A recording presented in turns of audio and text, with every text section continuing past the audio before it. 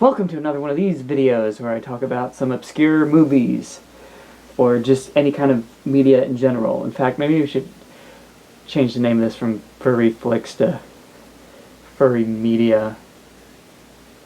I don't know, we'll see if I do that or not. In this video we were talking about a movie titled Blood, Tea, and Red String. This is going to be another weird movie to talk about. We went from a movie that I couldn't understand fully because it's in a different language to a movie that I can't understand fully because it's artsy. Yeah, this is a bit of an artsy-fartsy movie, but that's a good thing as far as I'm concerned. This is just a pure artistic masterpiece, this movie. The movie was made by, I don't know if we should call her a filmmaker or an artist, really, because she does make films, but she also does other things as well. Her name is Christine Savasky, I think.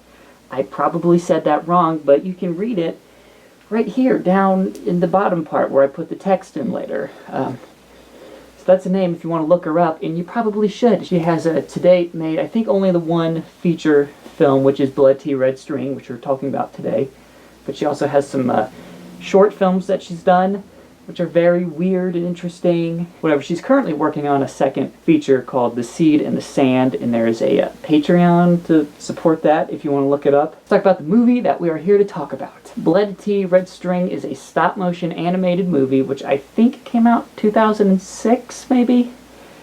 And it revolves around basically these little mouse people. They look like they're kind of like Victorian era or aristocratic. They're fancy rich mice. That's what they are. The fancy rich mice go to these bird people with, they look like dog ears.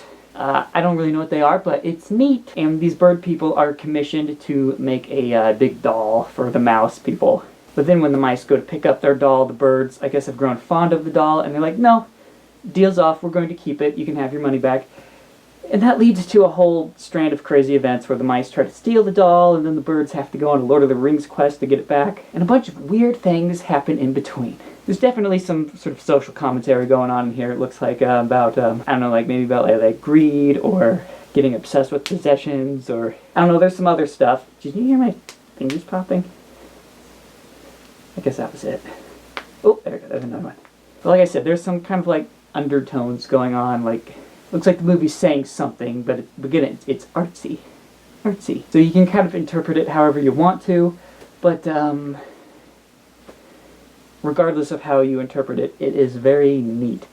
I love the visual aesthetics. It's very, like, it's not a Hollywood polished movie. I can appreciate a big Hollywood blockbuster at times, but more or less I like more weird, undergroundy kinds of things.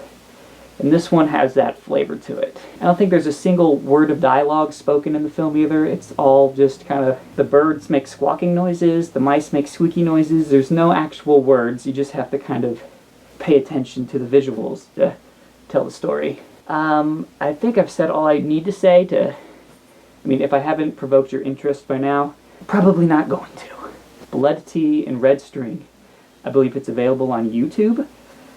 If it's legally on YouTube, I'm not sure, but there's at least a bootleg, so give that a watch. And I'll see you next week. We're going to be doing another one of these.